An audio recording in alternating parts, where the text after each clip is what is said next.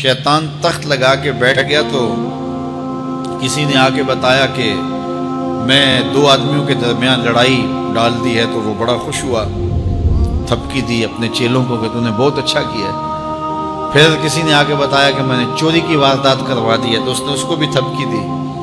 پھر کسی نے کہا کہ میں نے جو ہے وہ برائی اور بدی تک لوگوں کو پہنچا دیا ہے اور زناکاری میں لوگ میری کوششوں سے مبتلا ہو گئے ہیں، تو اس نے کہا واہ واہ تو نے بھی بہت اچھا کام کیا، اس کو بھی داد دی۔ تو مختلف لوگ آ کے اپنی کارروائیاں اس کے چیلے چانٹے بیان کرتے رہے، اور ایک آیا اور اس نے کہا کہ ایک طالب علم جا رہا تھا تو میں نے اس کو ورغلا کر کے جو ہے وہ دین کی راہوں سے دور کر دیا ہے۔ تو وہ پڑھنے جا رہا تھا لیکن اس نے اپنا رخ بدل لیا تو وہ اچھل پڑا۔ تو باقیوں نے کہا کہ ہم نے اتنے بڑے بڑے کام کیے ہیں، یہ تو ایک معمولی کام تھا۔ اس نے کہا تمہیں نہیں پتا یہ کتنا بڑا کام کر کے آیا ہے۔ تو شیطان انسانوں کے روپ میں بھی ہوتا ہے۔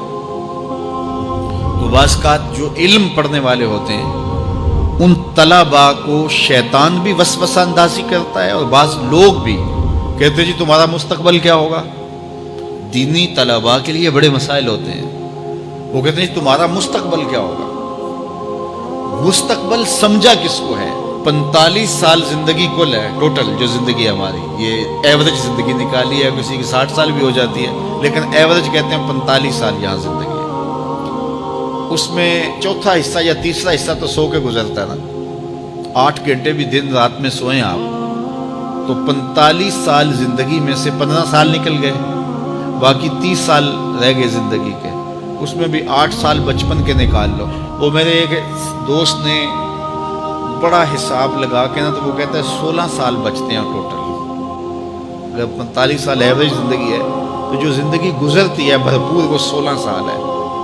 تو میں کہتا ہوں کہ ایک سال جو ہے وہ یہ سیلفیوں کا بھی نکال لو، یہ بھی ہر جو ہے وہ آدھے گھنٹے کے بعد 5 منٹ یہ بھی صرف ہوتے ہیں۔ تو 15 سال 16 سال ٹوٹل زندگی ہے، اس کو مستقبل سمجھا جاتا ہے۔ اصل مستقبل کون سا ہے؟ اللہم ان العیش عیش الآخرہ۔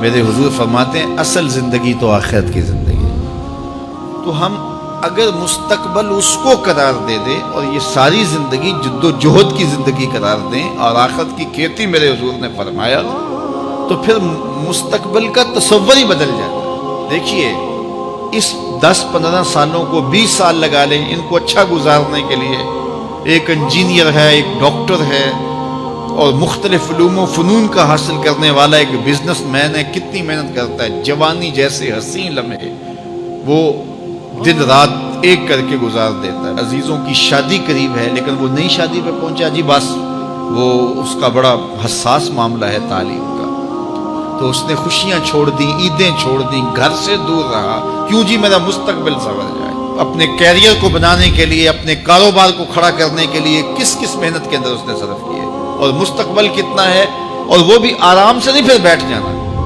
اس محنت کے بعد پھر اس مستقبل کے اندر بھی محنت مسلسل باقی رہے گی۔ لیکن وہ جو زندگی ہے جو حقیقی مستقبل ہے اس میں عمل نہیں ہے، حتیٰ کہ اس میں نمازیں بھی نہیں ہیں۔ آخرت کی زندگی کے اندر ہمارے لیے نمازیں بھی نہیں ہوں گی، روزے بھی نہیں ہوں گے، پھر ٹینشن فری زندگی ہے۔ وَلَكُمْ فِيهَا مَا تَشْتَهِي أَنفُسُكُمْ، جو دل میں آئے گا سامنے پڑا ہوا ہوگا۔ یہاں تو حسرت میں زندگی گزر جاتی ہے نا کہ یہ چیز مجھے مل جائے، اور ملتی اس وقت ہے جب اس کی خواہش ہی ختم ہو چکی ہوتی ہے۔ لیکن وہاں جو آرزو کرے گا، ابھی آرزو خانہ ذہن میں ہوگی، ابھی ذہن سے دل میں اتر کر کے دل کو بے چین نہیں کرے گی کہ وہ خواہش پہلے پوری ہو چکی ہوگی۔ تو اصل زندگی تو وہ زندگی ہے۔ تو اس لیے شیطان یہ بہکاتا ہے کہ میاں یہ زندگی کیسے گزرے گی، بالخصوص طلباء کو، دین سیکھنے والوں کو۔ میں تو اپنے طلباء کو کہتا ہوں کہ میری زندگی اچھی نہیں گزر رہی، میں نے دین پڑھا ہے، میں دین پڑھانے کے کام میں لگا ہوا ہوں، تو کیا میری زندگی اچھی نہیں گزر رہی؟ میں تو مطمئن ہوں، اطمینان کی زندگی گزر رہی ہے۔ تو دین پڑھو، دین میں خیر ہی خیر ہے، دین میں بلائی ہی بلائی ہے۔ تو دین خیر کی راہوں کا سفر ہے۔